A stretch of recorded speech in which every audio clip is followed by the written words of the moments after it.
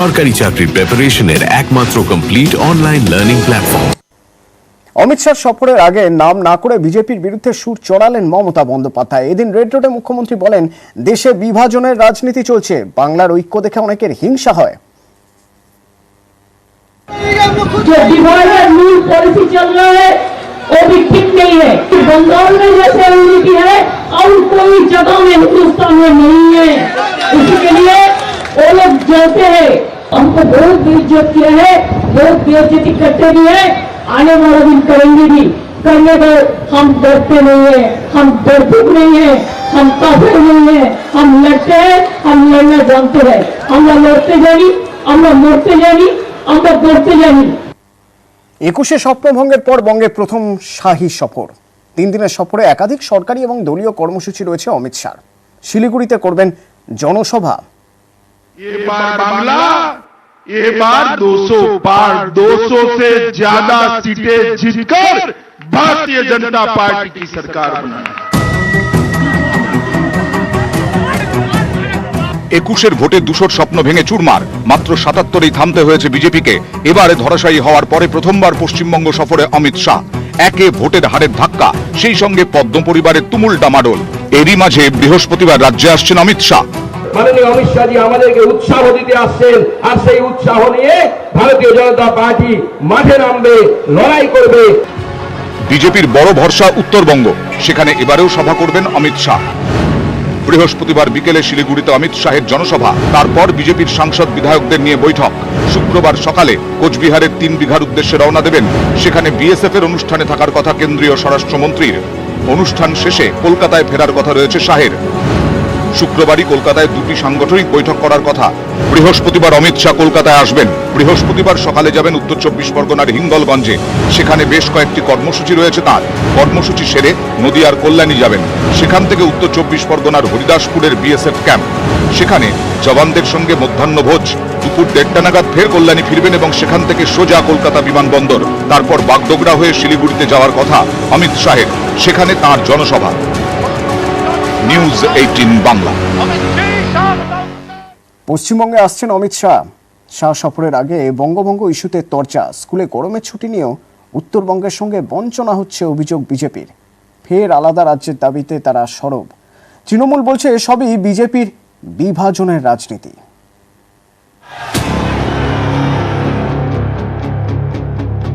Issue গরমের ছুটি, সেই প্রসঙ্গকে সামনে রেখে শিলিগুড়ির বিজেপি বিধায়কের মুখে সম্প্রতি শোনা গিয়েছে রাজ্য ভাগের কথা।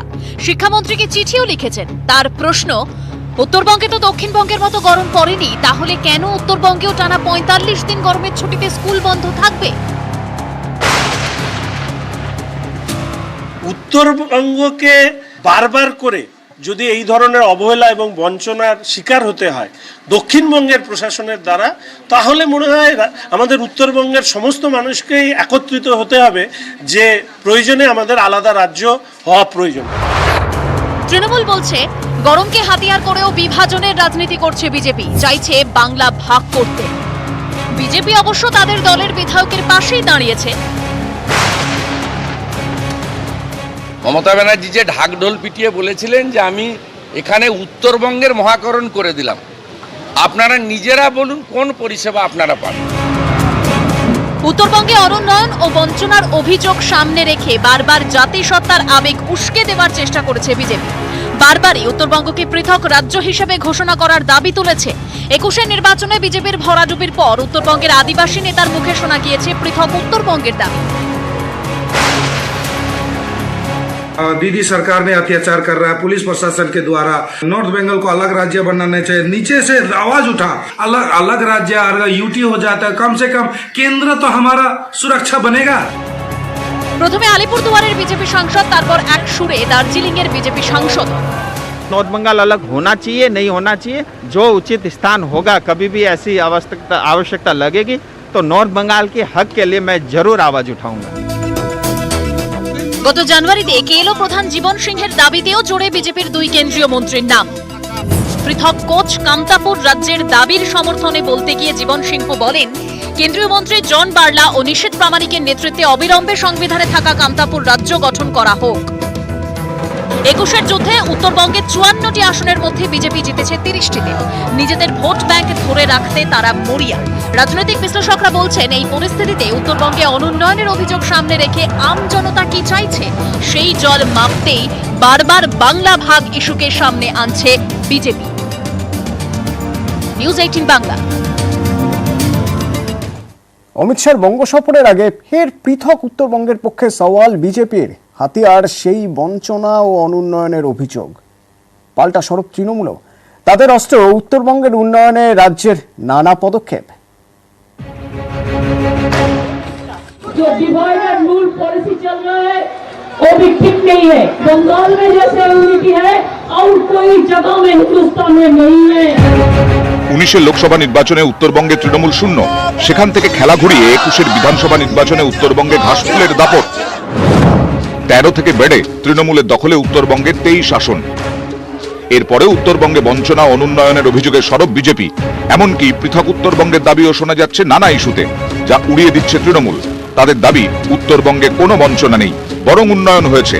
তারই ডিভিডেন্ড এবার তৃণমূল ভোটে পেয়েছে। মমতা বন্দ্যোপাধ্যায় মুখ্যমন্ত্রী হওয়ার পর থেকেই দক্ষিণবঙ্গের মতোই গুরুত্ব দিয়েছেন উত্তরবঙ্গকে, করেছেন নানা পদক্ষেপ। শিলিগুড়িতে তৈরি হয়েছে উত্তরকন্যা, জলপাইগুড়িতে সার্কিট বেঞ্চ, তিস্তার ওপরে রাজ্যের দীর্ঘতম সেতু, একাধিক সুপার স্পেশালিটি হাসপাতাল, বাগডোগরা বিমানবন্দরের জন্য জমি, মালদা কোচবিহারে বিমানবন্দরের রানওয়ে সংস্কার, একাধিক পর্যটন কেন্দ্র, চা শ্রমিকদের জন্য চা সুন্দরী প্রকল্প, ঠাকুর পঞ্চানন বর্মা বিশ্ববিদ্যালয়, রাজবংশীদের 200 স্কুলকে সরকারি অনুমোদন, নেপালি, কামতাপুরি এবং কুরমালি ভাষাভাষীদের জন্য 100 স্কুল, রাজবংশী কামতাপুরি ভাষাকে স্বীকৃতি, রাজ্য পুলিশে নারায়ণী ব্যাটালিয়ন তৈরির সিদ্ধান্ত, এছাড়াও একাধিক উন্নয়ন পর্ষদ। তৃণমূলের দাবি, তালিকাটা আরো দীর্ঘ, যা থেকে বোঝা যায় উন্নয়নকে সামনে রেখেই উত্তরবঙ্গবাসীর মন জয়ের চেষ্টা করেছেন মমতা বন্দ্যোপাধ্যায়। বার্তা দিয়েছেন পাহাড় ও সমতলের মাঝে ঐক্য অটুট রাখার। এর ফল মিলেছে এবারের ভোটেও। উত্তরবঙ্গে আসন সংখ্যা এক ধাক্কায় অনেকটা বাড়িয়েছে তৃণমূল। এতেই কি চাপে বিজেপি?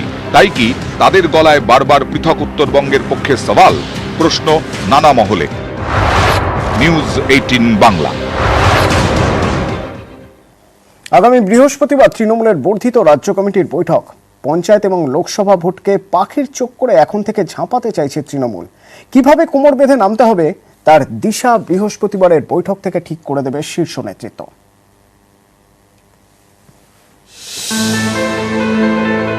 তৃণমূলে বর্ধিত রাজ্য কমিটির বৈঠক বৃহস্পতিবার। সূত্রের খবর, এই বৈঠকে বার্তা দেওয়া হতে পারে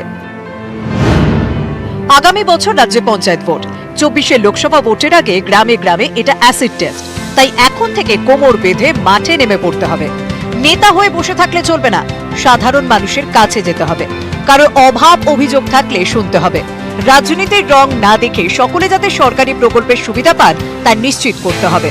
প্রশাসনিক কাজে কোনো বাধা নয়, কোনোভাবেই দুর্নীতি বরদাস্ত করা হবে না। দুর্নীতি হলে দ্রুত ব্যবস্থা নিতে হবে। প্রত্যেকের অবশ্যই বলার অধিকার আছে, কিন্তু কখন কোথায় বলতে হবে সেটা মাথায় রাখতে হবে। যা বলার দলের ভিতরে নির্দিষ্ট ফোরামে বলতে হবে। দল যা সিদ্ধান্ত নেবে সেটাই চূড়ান্ত। গত বছর 2রা মে বিপুল সংখ্যাগরিষ্ঠতা নিয়ে তৃতীয়বারের জন্য ক্ষমতায় আসে তৃণমূল কংগ্রেস। তারপর একের পর এক ভোটে সবুজ সুনামি। সম্প্রতি বকটুই হাঁসখালি থেকে এসএসসি পিএসসি সহ নানা ইস্যুতে সরকারের বিরুদ্ধে সুর ছড়ানোর হাতিয়ার পেয়ে গিয়েছে বিরোধীরা। বিভিন্ন ঘটনায় সিবিআই তদন্তের নির্দেশ দিয়েছে হাইকোর্ট। এতে ঘাসফুল শিবিরের অস্বস্তি বেড়েছে। পর্যবেক্ষকদের মতে এই সবের মোকাবিলা করা শাসক শিবিরের কাছে এখন বড় চ্যালেঞ্জ। বৃহস্পতিবার রাজ্য কমিটির বৈঠকে এই নিয়েই শীর্ষ নেতৃত্বের বার্তা দেওয়ার সম্ভাবনা। নিউজ 18 বাংলা। তৃণমূলের অধ্যাপক সংগঠনের সদস্য বিজেপির রাজ্য সভাপতি সুকান্ত মজুমদার 2013 সালে ওয়েবকুপার সদস্য পদ গ্রহণের ফর্ম প্রকাশ্যে। তারপর সংগঠন ছাড়ার তথ্য নেই, দাবি ওয়েবকুপার রাজ্য সভাপতির।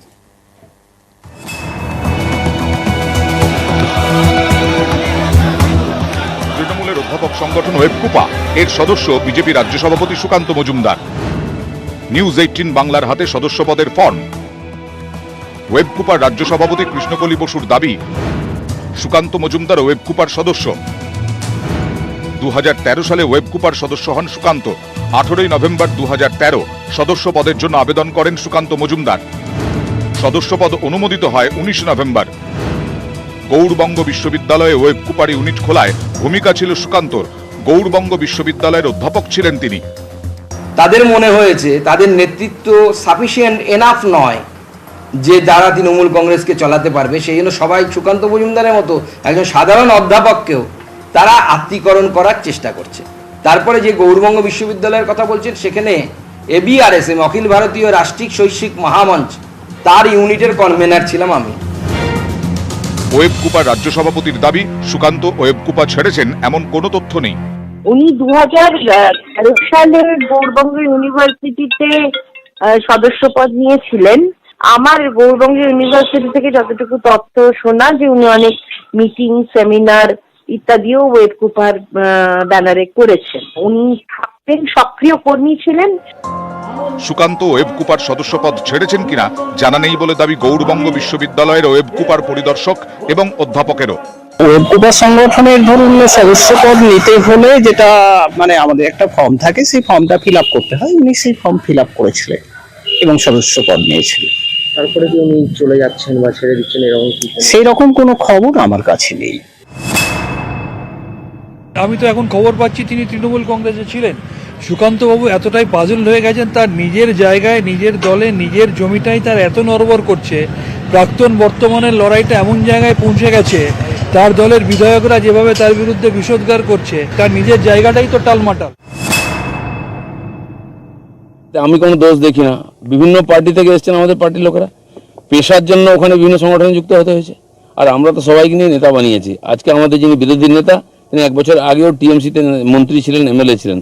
পরবর্তীকালে যখন RSS প্রভাবিত আর সংগঠন শুরু হয়, তিনি তার উত্তরবঙ্গের আহ্বায়কও ছিলেন। নিউজ 18 বাংলা। শহরে ফের অঙ্গদানের নজির। অঙ্গদানের এই নজির চিকিৎসক সংযুক্তা শ্যামরায়ের ব্রেন ডেথের পর অঙ্গদানের সিদ্ধান্ত পরিবারের। প্রতিনিধি ওঙ্কার আমার সঙ্গে এই মুহূর্তে রয়েছেন। ওঙ্কার, একটু বিস্তারিত জানতে চাইবো। একদমই, দেখো, চিকিৎসক সংযুক্তা শ্যামরায় তিনি পেশায় একজন চিকিৎসক, অ্যানেস্থেসিওলজিস্ট, এবং আজকে সকালবেলায় বাইপাসের ধারে একটি বেসরকারি হাসপাতালে তার ম্যাসিভ হার্ট অ্যাটাক হয় এবং তার পরবর্তী সময়তে চিকিৎসকরা লক্ষ্য করেন যে তার কিন্তু ব্রেন ডেথ হয়েছে। এবং ব্রেন ডেথ হওয়ার পর এই শ্যামরায় পরিবার তারা কিন্তু যেটা সিদ্ধান্ত নেন যে তার করতে চান, সেই মোতাবেক তারা কিন্তু রাজ্য স্বাস্থ্য দপ্তরের সঙ্গে যোগাযোগ করেন এবং রাজ্য স্বাস্থ্য দপ্তর থেকে ইতিমধ্যেই যেটা জানানো হয়েছে যে তার লিভার সেটা অ্যাপোলো ক্লিনিক্যালস হাসপাতাল, সেখানে দেওয়া হবে এবং দুটি কিডনির, একটি SSKM হাসপাতাল এবং অপরটি ILS এ নিয়ে যাওয়া হবে এবং তার কিন্তু কর্নিয়া রিট্রিভ করা হবে। আজ মধ্যরাত নাগাদ এই সমস্ত অর্গানগুলো রিট্রিভ করা হবে এবং সংশ্লিষ্ট হাসপাতালগুলিতে সেইগুলি পাঠিয়ে দেওয়া হবে। মাত্র 41 বছর বয়সী এই তরুণী চিকিৎসক তার মৃত্যুর পরে পরিবার যে ধরনের সিদ্ধান্ত নিয়েছে তা কিন্তু কার্যত নজিরবিহীন। ধন্যবাদ ওঙ্কার। উচ্চ মাধ্যমিককে 2টি সেমিস্টারে ভাগ করে হবে? সূত্রের খবর, এমনই ভাবনা চিন্তা করছে উচ্চ মাধ্যমিক শিক্ষা সংসদ।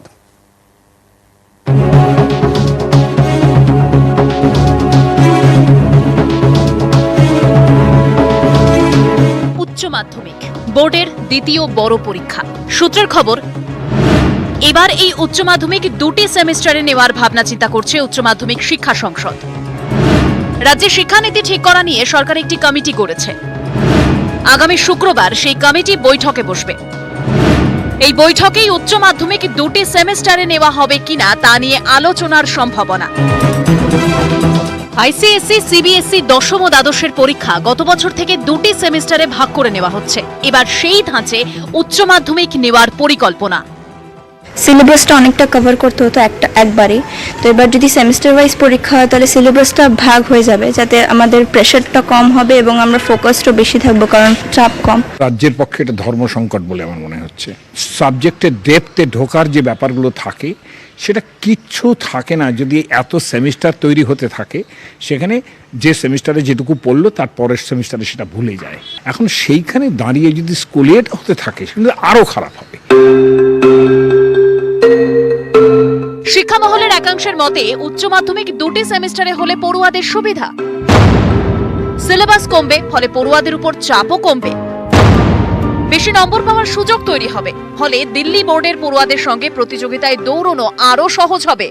পরীক্ষার সময় একটু চাপটা বেড়ে যাচ্ছে, কারণ সারাক্ষণই একটা পরীক্ষা শেষ হতে না হতে আরেকটার জন্য প্রিপারেশনটা শুরু হয়ে যাচ্ছে, কিন্তু ওভারঅল জিনিসটাতে অ্যাডভান্টেজটাই বেশি। মনে করা হতো সিবিএসই বা এই সমস্ত পরীক্ষায় বেশি নম্বর দেওয়া হয়। এখন আমি জানি না এই ব্যবস্থার মধ্যে যে বেশি নম্বর দেওয়ার ব্যবস্থা করা হবে কিনা। পশ্চিমবঙ্গ সরকার যদি ভেবে থাকেন যে সিবিএসই ব্যবস্থাটাই ভালো, যে আমরা একদিন ভুল করেছি, আমরা ওই ব্যবস্থাটাই গ্রহণ করব।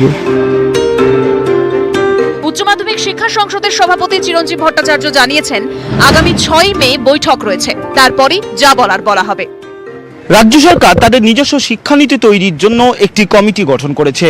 আগামী 6 মে সেই কমিটির সদস্যরা বৈঠকে বসবেন। 2 দফায় উচ্চ মাধ্যমিক পরীক্ষা হবে কি হবে না, কমিটির বাকি সদস্যদের থেকেও মতামত নেবে উচ্চ মাধ্যমিক শিক্ষা সংসদ, তেমনটাই উচ্চ মাধ্যমিক শিক্ষা সংসদ সূত্রে খবর। ক্যামেরায় সুরেশ প্রসাদ গুপ্তার সঙ্গে সোমরাজ বন্দ্যোপাধ্যায়, নিউজ 18 বাংলা, কলকাতা। নিউজ 18 বাংলার খবরের জের, নিকাশি খালের নতুন করে নির্মাণ কাজের অনুমতি দেবে না কলকাতা পুরসভা। জরুরি বৈঠকে বসে সিদ্ধান্ত, পুর কমিশনারের নেতৃত্বে তৈরি হবে কমিটি।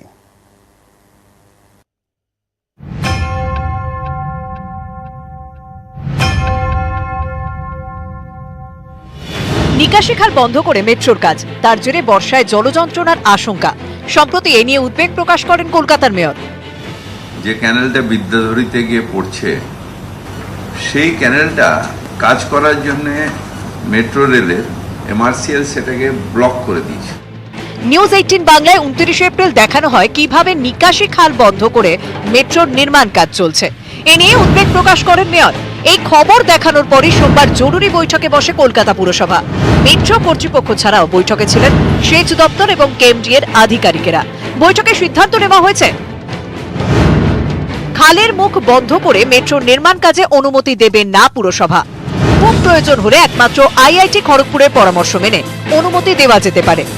আপাতত আইসি বা ইন্টারসেপ্টিং ক্যানেলের নিকাশি পথ দ্রুত পরিষ্কার করা হবে। এ নিয়ে পুর কমিশনারের নেতৃত্বে তৈরি হবে কমিটি। মেট্রোর কাজে বন্ধ হওয়া খালগুলি পরীক্ষা করবে এই কমিটি। ইএম বাইপাসের ধারে টিপি মেন খাল, গুনিয়াগাছি বিআর খাল সহ একাধিক খাল বন্ধ। মেট্রো নির্মাণ কাজে এই খালগুলির কতটা ক্ষতি হয়েছে তা পরীক্ষা করে দেখবে ওই কমিটি। সেই মতো প্রয়োজনীয় পদক্ষেপ নেওয়া হবে। ডেপুটি জেনারেল ম্যানেজার বলেছে বর্ষার মধ্যে আমরা ক্লিয়ার করে দেবো। তো আমি কমিশনারকে বলেছি একটা কমিটি করে ওটাকে সার্ভে করে ইঞ্জিনিয়ারিং মেথডে দেখা যে কতটা ফ্লো আমার লস করলো আর তার সাবস্টিটিউট আমি কি করতে পারি। সামনের বর্ষায় কলকাতা জলযন্ত্রণা কমাতে তৎপর পুরসভা। নিউজ 18 বাংলার খবরের জেরে শুরু প্রস্তুতি। ক্যামেরায় বিপুল ঘোষের সঙ্গে বিশ্বজিৎ সাহা, নিউজ 18 বাংলা।